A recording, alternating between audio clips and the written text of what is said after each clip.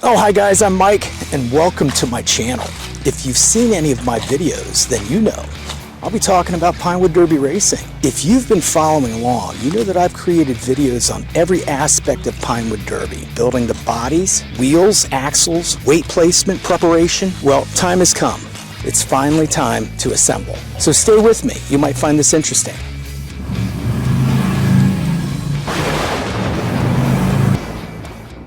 Okay, so here are the parts that I'll be using. We've got the body. This is the same body that I built in the body video. This is the stick body. I've got wheels. These are 2.4 gram wheels I've cut for the basics class at APR. I've got axles. These are 94 thousandths axles I picked up from Turbo Derby. I've got washers and I've got weight. I'll be using a 64 gram chunk behind the axle and then cubes and putty in front of the axles to bring the car up to weight. The first thing I'm going to do is I'm going to make sure that the drill is still good. I don't know how many times I've had a good drill and I've left that body sit on my workbench overnight just to find out that it was no longer good the following day. That issue has gone down for me considerably now that I'm gluing in the weight behind the axle. I think it's helping me keep the wood from twisting. But I'm going to check the drill anyhow. I'd rather not build an entire car just to find out that the drill was no longer good. You may have seen in a previous video, but here's how I do it. I'll take a straight edge. In this case, I'm using my level. I'll take two 1-2-3 blocks.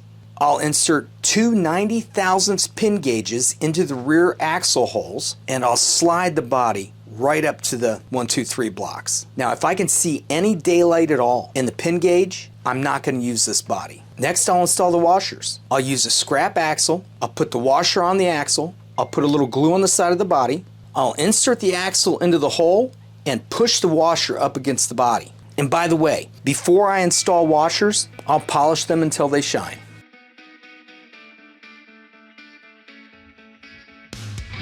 Okay, now it's time for the weight.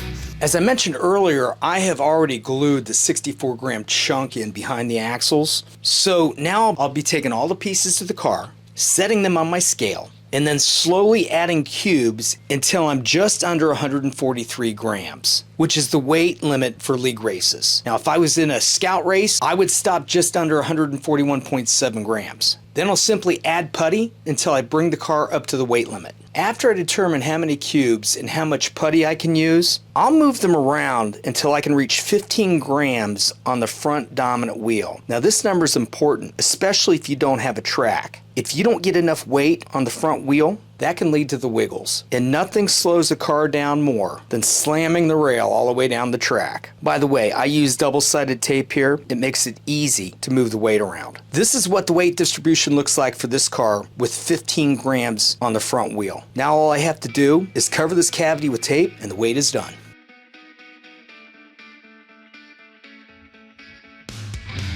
Okay, so it's time to install wheels and axles. Now, in league racing, I cut my front wheel different than I cut the back, and the raised wheel's a completely different cut also. And here's why. Because the front dominant wheel rides on the outside edge, I have to remove the tread bumps. But because the back wheel's right on the inner edge of the wheel, I don't have to remove them.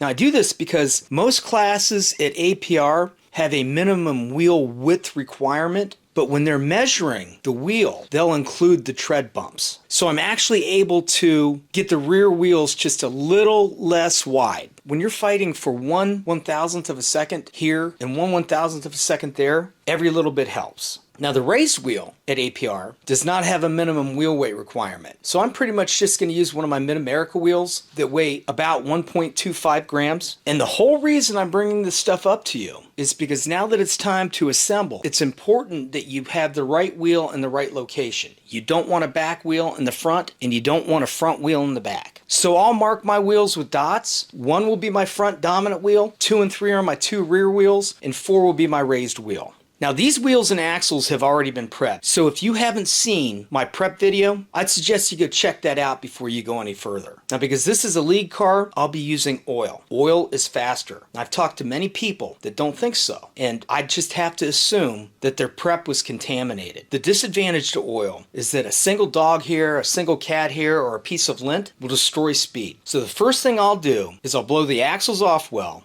and blow the bores of the wheels out well. Now in the past I used my air compressor. I noticed that there was a little bit of water sometimes on the inside of my bores. So I stopped doing that and I went to this little electric air pump. So after I've blown them off well, from this point forward I'm going to handle them very carefully. So I'll take the oil and I'll add 1 drop to each journal. I'll twist the axle so that can run down onto the bottom side of the head, and I'll tap the excess off with my fingernail. Then I'll put the wheel on the axle and install to the side of the body, leaving a 0.010 of an inch gap. I'll do the same thing for all 3 spinning wheels, but the raised wheel I'm going to secure tightly to the side of the body.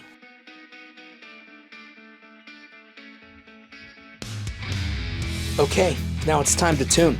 Now in order to tune a car, you'll need a tuning board, especially if you don't own a track. Here's mine. Now this tuning board is 48 inches long, it's 15 inches wide, and it drops 1 inch from left to right. Because it's granite and I don't want my wheels touching the granite, I've put a piece of glass on top. Here I've secured foam rubber. I've marked in inches here so I can keep track of exactly how far my cars drift to the left. And I've marked it here so I can see how far the car bounces off of the foam. Now, although my tuning board is built in, I know many folks that use a 4-inch mirror with foam secured to the bottom edge, and they'll mark their distances with the Sharpie.